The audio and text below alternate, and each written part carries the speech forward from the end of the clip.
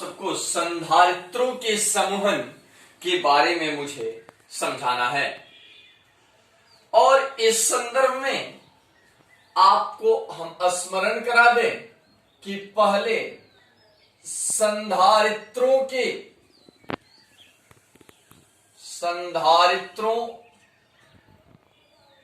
का श्रेणी क्रम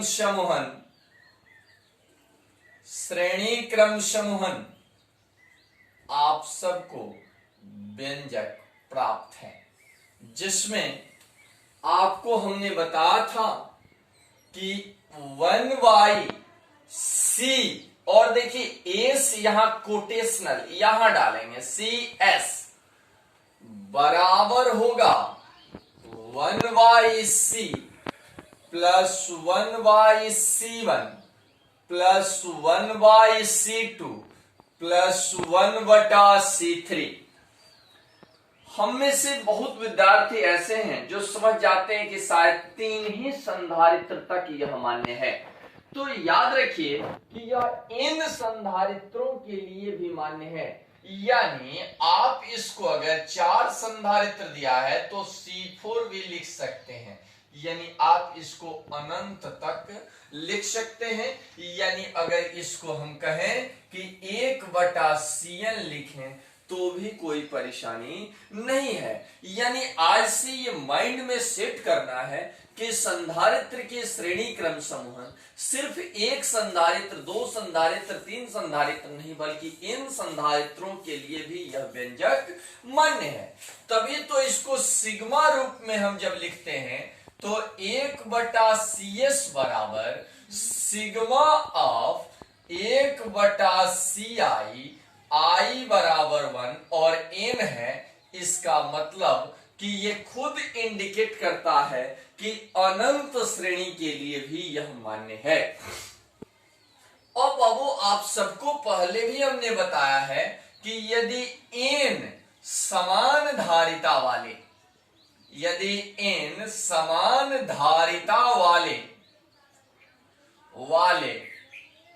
संधारित्रों को श्रेणी क्रम में जोड़ें तो इस स्थिति में 1/CS बराबर 1/C plus 1/C plus 1/C dot dot dot ऐसे n तक 1/C 1/C 1/C होगा। तो इस स्थिति में चूंकि आज मुझे आपको कंफर्म कराना है मिश्रित क्रम समूहन, इसीलिए हमने आपको ये टॉपिक पॉइंट वाइज एक एक शब्द को समझाने की कोशिश कर रहे हैं। और जब हमारे पास संसाधन उपलब्ध हो जाएंगे तो इसको हम व्यापक स्तर पर भी करेंगे। तो इस स्थिति में 1/CS बराबर लघुत्तम क्या होगा C। आप लोगों में से कुछ लोग का सजेशन मुझे मिल रहा है कि बोर्ड पर पहले से ही क्यों नहीं लिखा जा रहा है। तो बोर्ड पर पहले से लिखा जाना, इस बात को कहकर आप छुपा नहीं सकते कि वीडियो बनाने में कम समय लगता, ये कहीं ना कहीं आपकी कमजोरी को दर्शाता है। इसलिए हम वैसा नहीं कर सकते पहले से लिखकर 1+1+1+ डॉट डॉट डॉट, यानी यहां आप देखिए 1+1+1 डॉट डॉट डॉट। इसका मतलब ये हुआ कि 1/CS बराबर होगा लगातार अगर 1 अनंत बार जोड़ें तो इस स्थिति में गुणा की परिभाषा है कि जोड़ के संकुचित विधि को गुणा कहते हैं। तो कई बार, तो n बार, nth टर्म तक। तो इस स्थिति में n × 1 गुणा की परिभाषा के अनुसार अब बटा C, यानी हमारे पास आया 1/CS बराबर n/C, यानी CS बराबर C/n, ये हमें एक व्यंजक के रूप में, एक समाधान के रूप में प्राप्त हुआ। एक तरफ क्या संधारित्रों का श्रेणी क्रम समूहन, वहीं हम दूसरे पक्ष में करते हैं क्या संधारित्रों के समानांतर क्रम समूहन। संधारित्रों का समानांतर क्रम समूहन। समानांतर क्रम समूहन चूंकि आपको हमने व्यंजक के रूप में बताया है, और अगर आप पहले से नहीं देखे हैं तो अभी उसके पहले वीडियो अपलोड है जिसमें आप देख सकते हैं कि श्रेणी क्रम समूहन का गुणधर्म क्या है तथा यह व्यंजक कैसे प्राप्त होता है, और समानांतर क्रम समूहन का क्या गुणधर्म है तथा यह व्यंजक कैसे प्राप्त होता है। तो इसको चूंकि कोडिंग करेंगे सी, और समानांतर है, समानांतर को अंग्रेजी में पैरेलल बोलते हैं, इसलिए यहां एक सिंबल डालेंगे सीपी बराबर C1 plus C2 plus C3 plus, आपके दिमाग में वैसे ही आना चाहिए कि ये 3 नहीं, ये भी n पदों के लिए मान्य है, यानी आप यहां Cn भी लिख सकते हैं। इसी चीज को हमने सिग्मा के रूप में आपको बताकर यह स्पष्ट किया है कि n पदों के लिए भी मान्य है, यानी Ci बराबर 1 और n, इसका मतलब कि ये n पदों के लिए भी मान्य है। अब आपको हम बताने जा रहे हैं वही काम इसमें अगर करेंगे, यानी n समान धारिता, n समान धारिता, यानी यही चीज हम यहां लिखेंगे। n समान धारिता को क्या समान धारिता वाले संधारित्रों को समानांतर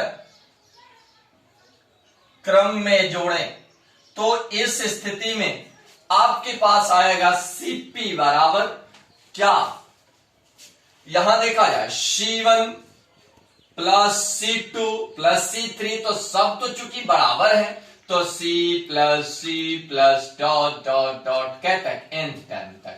तो आपको ये समझना चाहिए कैसे यहां एक जोड़ एक था तो n इंटू 1 किया गया, तो उसी तरह Cp बराबर n इंटू 1 नहीं C हो जाएगा, यानी Cp बराबर n इंटू C हो गया। यानी हमारे पास अब 2 प्रकार के व्यंजक हो गए बाबू। और देखिए मेरा ये वीडियो बनाने का सिर्फ और केवल सिर्फ एक उद्देश्य है कि कम से कम एक दिन में अगर हम एक पॉइंट भी आपको सही से समझा पाए तो मेरा ये बनाने का उद्देश्य पूरा हुआ, आपके देखने का ये उद्देश्य पूरा हुआ। अगर पहले से ऑलरेडी लिखा ही है तो इसका मतलब ये हुआ कि न तो आप कंफर्म हैं और न तो मैं कंफर्म हूं, इसलिए हम कोशिश करते हैं कि आप सबको ये बताएं एक एक पॉइंट करके। इसके बाद हम आपको बताना चाहेंगे इनके बीच इंटर रिलेशन क्या है, यानी श्रेणी क्रम समूहन है ये, और ये देखिए वो समानांतर क्रम समूहन है, तो इनके बीच अंतर संबंध क्या है, यानी हम यूं कह सकते हैं कि CS तथा CP के बीच संबंध। देखिए कुछ किताबों में दिया हुआ है कि CS और CP, तो इसका मतलब कि हम CS और बटा CP लिखें, CS बटा CP लिखें, तो इसका वैल्यू लिख सकते हैं CS का C बटा N और CP का लिख सकते हैं NC। तो इस स्थिति में CS बटा CP बराबर C बटा N गुने ऊपर 1 बटा NC, तो C हटा दीजिए, यानी ओवरऑल CS बटा CP बराबर 1 बटा N स्क्वायर। अगर क्रॉस गुना करेंगे तो आपके पास आएगा CP बराबर N square into CS, N square into CS। किताबों में ये दिया है, लेकिन आज आप ये जान लीजिए बाबू कि ये संबंध तभी सही है जब धारिता सबका समान हो, यानी ये संबंध जो हमने वैल्यू पुट किया है वो संबंध किसके लिए मान्य है, जब प्रत्येक संधारित्र की धारिता समान हो। तो इन्हीं आधार पर आज हम आप लोग को आप सबको कुछ ऐसे उदाहरण और कुछ ऐसे ग्रुपिंग से संबंधित प्रश्न बताएंगे जिसका अनुप्रयोग आप विभिन्न प्रकार के न्यूमेरिकल के किताबों में, कंपटीशन के किताबों में, या फिर इंटरमीडिएट में जो आपका विषय वस्तु है, पाठ्यक्रम है, उस पाठ्यक्रम में भी ये दिया हुआ है। अब आइए हमने आपको पहले से बता रखा है, एक एक पॉइंट करके हम बताते हैं। कुछ हमारे व्हाट्सएप पर माध्यम से हम या कुछ कमेंट के माध्यम से कुछ प्रश्न आए हैं हमारे पास, और उन प्रश्नों को भी इसमें समायोजित करना हम चाहेंगे। आपने एक चीज ये संबंध तो जान लिया बाबू, इसी के माध्यम से हमको मिश्रित क्रम समूहन भी बताना है, लेकिन उसके पहले हम आपको बताना चाहेंगे कि चूंकि धारिता, विद्युत धारिता के लिए, इलेक्ट्रिकल कैपेसिटी के लिए आपने सूत्र पढ़ा है C बराबर क्यू बाई वी, C बराबर क्यू बाई वी। तो C बराबर जब क्यू बाई वी होता है तो आपको इतना कंफर्म जरूर होगा कि C का मतलब धारिता होता है, Q मतलब आवेश होता है, V मतलब विभवांतर होता है। तो इसका मतलब ये हुआ कि देखिए, जैसे अगर n समान आवेशित गोले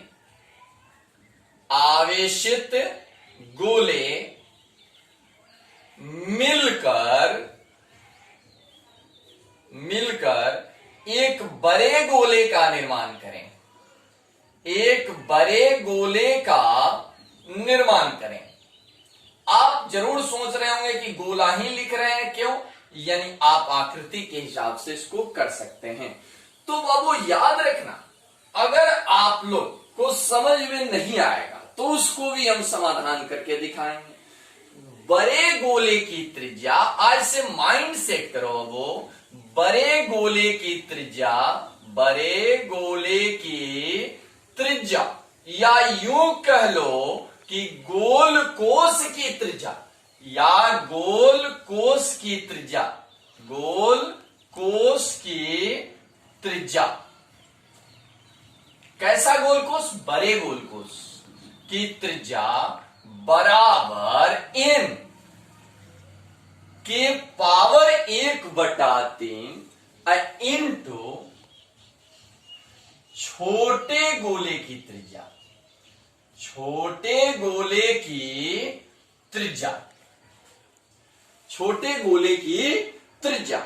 अब देखिए बाबू, इसका अनुप्रयोग हम बताते हैं। एप्लीकेशन क्या होगा? एप्लीकेशन हो जाएगा कि जैसे अगर 27 बूंदों को मिलाकर, 27 जल के ड्रॉप्स, बूंदों को मिलाकर बड़ा बूंद बनाया गया। बड़ा ड्रॉप लिखते हैं इसलिए कि ये फेमस वर्ड है। बड़ा ड्रॉप बनाया गया तो बड़े ड्रॉप की त्रिज्या। तो देखिए, इसमें कोई बहुत लंबा व्यंजक करने की आवश्यकता नहीं है। यहां देखिए, बड़े ड्रॉप की त्रिज्या, बड़े गोले की त्रिज्या, यहां इसका सॉल्यूशन मूड में जब इसको लाएंगे तो बड़े गोले की त्रिज्या हो जाएगी बड़ा आर, कर लीजिए। यानी इसी को हम यूं लिख सकते हैं बाबू, सूत्रबद्ध कर सकते हैं, बड़ा आर बराबर n to the power of 1/3 into small R. आप इसको मैथमेटिकल सिंबल में सूत्रबद्ध ऐसे भी कर सकते हैं। तो बड़ा आर बराबर n क्या? Number of spheres. कितने गोले हैं? 27 गोले। तो 27 का पावर 1/3 इंटू आर, आर बराबर 27, तो 3 गुने 3 पावर 1/3 इंटू आर। तो आर बराबर 3 असल में कै गो है? 3 गो है। पावर 1/3 इंटू आर, यहां या का चलेगा सिंबल बाबू। तो आर बराबर 3 से 3 कैंसिल, x के power m to the power of n का नियम लगेगा और इस आधार पर ये 3r हो जाएगा। इस तरह से आप माइंड सेट कीजिए कि जब भी इसकी बड़ी त्रिज्या निकालनी है तो n to the power of 1/3 into r कर देंगे। ये सीधा हिसाब किताब है।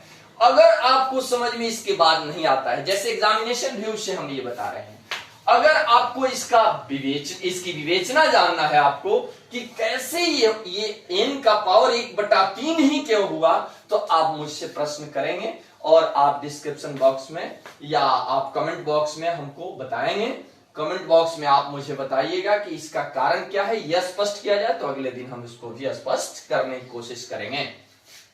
तो यहां जब r बराबर 3r आ गया तो मेरा एक सवाल आपसे है कि यहां 27 था, तो हमने बड़ी आराम से 27 का पावर 1/3 3 गुने 3 गुने 3 किया।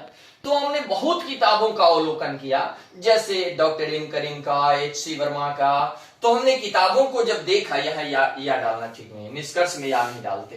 तो जब हमने कई किताबों को देखा तो सब में 27 दिया है, 64 दिया है, 125 दिया है, 729 दिया है। मैं सोचने ये लगा कि आखिर 27 की जगह अगर 23 दिया होता तो फिर हम क्या करते। कम से कम बच्चों को ये हमारा फर्ज बनता है कि इंगित करें कि 23 क्यों नहीं दे रहा है, और अगर 23 दिया तो हम क्या करेंगे। तो आपको जानना चाहिए कि 23 नहीं, 23.5 पौने 23 भी हो सकता है। यहां हो जाएगा, हालांकि आवेशित गोले को पौने में लिखना तो ठीक नहीं है, लेकिन न्यूमेरिकल वैल्यू के आधार पर अगर यहां 23.2/3 दे दिया, अब पावर 1/3 दे दिया, तो समझिए कि हमारा मैथमेटिक्स सब निकल गया। मैथमेटिक्स हम हल नहीं कर पाते हैं, और हम लोग रात दिन अलग अलग विद्वानों का, अलग अलग जानकारों का वीडियो ऑनलाइन ऑफलाइन पढ़ते हैं, देखते हैं, और सब लोग अपने अपने दावे करते हैं कि मैं ये किया, मैं वो किया, परंतु ये आखिर ऐसा इसको कैसे तब हल कर पाएंगे, ये एक चिंता की विषय है। आप सोचेंगे, ये आपके लिए हम छोड़ रहे हैं। उसके बाद दूसरा पॉइंट, आपने रेडियस जब निकालना जान लिया तो ये निश्चित है बाबू कि आप धारिता भी निकालेंगे। तो यही क्वेश्चन, यही तथ्य अगर धारिता के लिए होगा तो ऐसे माइंड सेट करो धारिता के लिए कि धारिता C बड़ा C बराबर n to the power of 1/3 into छोटा c। बात समझ में आ गई होगी कि बड़े गोले की धारिता बराबर n पावर 1/3 इंटू c। तो अगर ये 27 गो जल बूंदे हैं तो वही सेम वही हो जाएगा। इस आधार पर धारिता निकाल सकते हैं। यही क्वेश्चन के लिए अगर आपसे विभव पूछता है, विभव विभवांतर पूछता है, पोटेंशियल डिफरेंस या पोटेंशियल पूछता है, तो इस स्थिति में V बराबर n to the power of 2/3 into छोटा भी हो जाएगा। यानी बड़े बूंद की धारिता बराबर n के पावर 2/3 इंटू छोटे बूंद की धारिता। अगर यही चीज आपको एनर्जी के रूप में पूछता है, ऊर्जा के रूप में पूछता है, आपसे ऊर्जा पूछता है, तो बड़ा E बराबर हम यू लिख सकते हैं n के पावर 5/3 इंटू स्मॉल e लिख सकते हैं। हालांकि स्मॉल e का कुछ और होता है, यही चीज। और यहां देखिए केवल सिंबल के लिए हमने स्मॉल ई प्रयोग किया है, स्मॉल ई भी एनर्जी ही माना जाए यहां। तो अब अगर आवेश घनत्व पूछेगा, आवेश घनत्व पूछेगा वो, तो आप सबको याद रखना चाहिए कि सिग्मा छोटा सिग्मा बराबर क्या n का पावर 1/3 इंटू छोटा सिग्मा 1 कर रहे हैं। यानी आइए एक बार डिस्कस कर दें। यानी बड़े गोले की धारिता बराबर n के पावर 1/3 इंटू छोटे गोले की धारिता। बड़ा गोले का विभव बराबर n का पावर 2/3 इंटू छोटे गोले का विभव। ऊर्जा बराबर बड़े गोले की ऊर्जा बराबर n to the power of 5/3 into छोटे गोले की ऊर्जा। और आवेश घनत्व चार्ज डेंसिटी बराबर छोटा सिग्मा, इसको बोलते हैं छोटा सिग्मा, छोटा सिग्मा बराबर n to the power of 1/3 into sigma 1। यहां इसलिए सिग्मा 1 करना पड़ा कि यहां बड़ा सिग्मा का प्रयोग नहीं कर सकते हैं। तो इसलिए आप समझ गए होंगे कि इस साइड जो है वो बड़े गोले का है, और उसके n के जस्ट बाद जो दिया है वो छोटे गोले का है। उदाहरण के तौर पर अगर हम ले कि 27 जल बूंदों को मिलाकर एक बड़ा बूंद बनाया गया, यदि छोटी बूंदों की त्रिज्या 2 माइक्रोफैरेड है तो बड़े बूंद की त्रिज्या क्या होगी। तो उदाहरण के तौर पर तो एक लाइन में हम लोग खत्म कर लेंगे। जैसे एयरफोर्स नेवी का गाइड देखिएगा तो उसमें आर्मी टेक्निकल में तो ये सब दिया रहता है। तो अगर धारिता कहता है तो तुरंत हमारे माइंड में सेट कर लेना है कि n के पावर 1/3 यानी 27 का पावर 1/3 इंटू 2 माइक्रोफैरेड, यानी 27 पावर 2/3 तो 3 इंटू 2 तो 2 यानी ओवरऑल 3 दूनी का बस ये केवल न्यूमेरिकल वैल्यू तुरंत सॉल्व करो कितने बूंदे हैं और उसके हिसाब से छोटे बूंद का गुना कर लो तो बड़ा बूंद का आ जाएगा। अगर बड़ा बूंद का दिया है तो वैल्यू रखकर n से भाग कर दो, छोटे बूंद का आ जाएगा। आप लोग को हमने विद्युत धारिता से संबंधित, संधारित्रों के न्यूमेरिकल से संबंधित हमने कुछ पदों का आज विश्लेषण किया है। कल एक एक करके आपको हम कम से कम 10 या 12 टाइप का ग्रुपिंग ऑफ कंडेंसर या कंडेंसर की धारिता विभवांतर निकालने वाले प्रश्न को भी अपलोड कल करेंगे। परंतु आप लोग से मुझे अंत में यह कहना है कि कम से कम इस वीडियो को देखिए और देखकर समझने की कोशिश कीजिए और इसको आप लोग अपने साथी को भी देंगे ताकि उन्हें भी इसका लाभ मिल सके।